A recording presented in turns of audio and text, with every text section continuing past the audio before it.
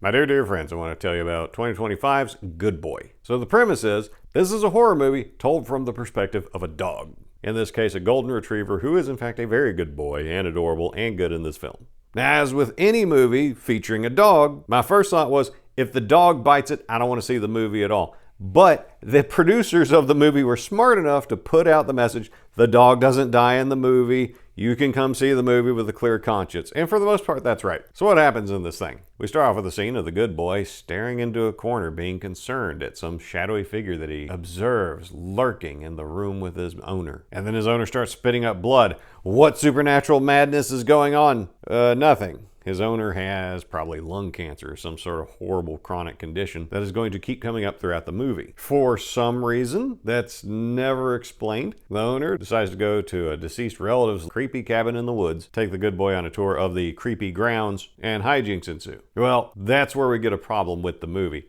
Hijinks don't really ensue. Bottom line up front, I'm gonna not recommend this movie to you for several reasons.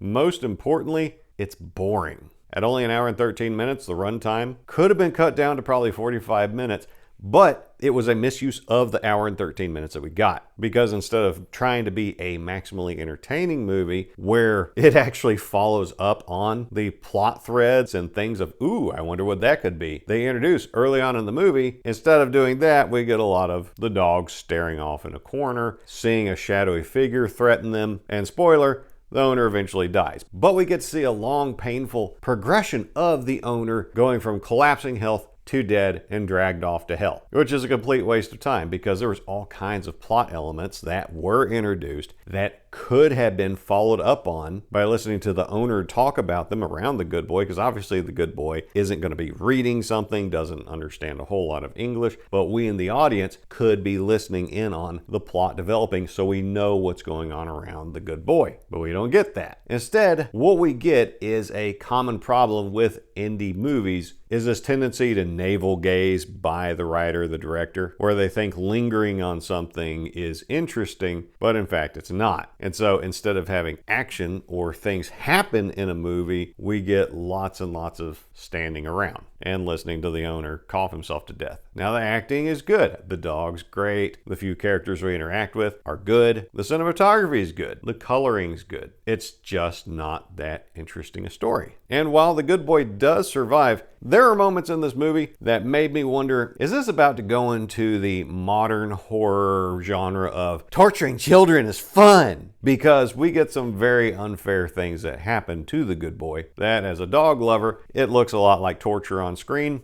and I'm not a fan of it. Now I get it. It's a dog in a horror movie. I went in understanding some bad things could happen to the dog, but I don't get any payoff to make it worth it. I just get to see a dog get tortured emotionally and physically for that matter. So while I'm not a fan of the movie, I am a fan of the premise. So what I hope this will do is spark a studio to put some actual money into making a movie that follows this idea, but put more action into it. So if we got like Evil Dead featuring a dog as a protagonist, that would be amazing. Tell me you wouldn't watch that movie. So while it was a good excuse to visit my local AMC, I wouldn't put Good Boy on your watch list.